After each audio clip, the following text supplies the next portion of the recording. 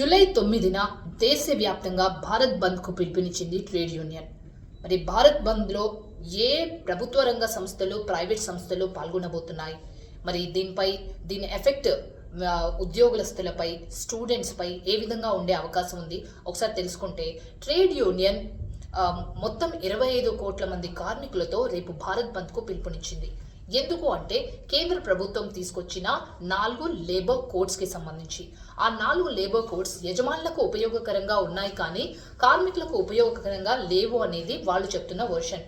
మరి దీంట్లో మొత్తం 25 కోట్ల మంది కార్మికులు పాల్గొంటున్నారు. విద్యుత్ రంగ సంస్థ ఉద్యోగులు కూడా 25 లక్షల మంది పాల్గొంటున్నారు. ఎస్పెషల్లీ ప్రభుత్వ రంగ సంస్థల్లో పోస్టల్, బీమా, బ్యాంకింగ్ రంగం వాళ్ళు కూడా ఈ సమ్మెలో పాల్గొనబోతున్నారు. అధికారికంగా బ్యాంక్స్ అన్ని కూడా క్లోజ్ చేస్తామని ఇక్కడ ప్రకటించలేదు, కానీ బ్యాంకు సేవలకి అంతరాయం ఏర్పడే అవకాశం మాత్రం ఉంది.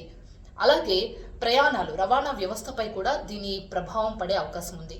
స్కూల్స్ అండ్ కాలేజెస్ విషయానికి వస్తే అధికారికంగా ఏ స్టేట్ గవర్నమెంట్ కూడా ఈ బంద్కి మద్దతు తెలపలేదు ఇప్పటివరకు. కాబట్టి స్కూల్స్ అండ్ కాలేజెస్ కూడా ఓపెన్ అయ్యే అవకాశమే ఉంది.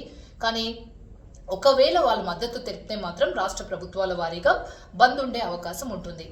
కాబట్టి రేపు ఏవైనా వర్క్స్ ఉంటే అవి తాత్కాలికంగా వాయిదా వేసుకోవడం, అదర్వైజ్ ప్రత్యామ్నాయ మార్గాలు చూసుకోవడం బెటర్. మరి ఈ 4 లేబర్ కోడ్స్ ఏం చెప్తున్నాయి అనేది డీటెయిల్గా తర్వాత రీల్లో మనం చూద్దాం.